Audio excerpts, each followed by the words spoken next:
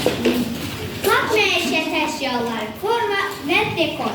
Gündəlik məişətdə əməkli insana yardım edən və bayramları bəzəyi sayılan xalq sənəti nümunələri qab-qacaqlarla yaxından tanış olar. Necə istifadə edildiyindən formasından asılı olmayaraq, onların üzərindəki naxışlar xeyirxahlıq və səyadət rəmzləri sayılır. Onların hər birinin özünə məxsus hazırlanma şəraiti, emal etmə üsulu olduğu üçün əşya üzərindəki bədii obrazlarla, müxtəlif alətlərlə işlənir. Cilt əl ilə yoğrulub yapılır. Ağac iskənə ilə oyulur. Mis, zərb və kəsici alətlə döyülür və cızılır.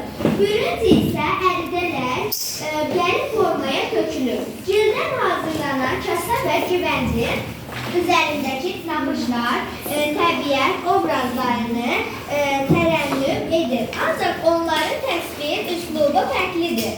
Kasanın dekoru simmetrik və rəngli, güvəncin dekoru isə həndəsi bir rənglidir.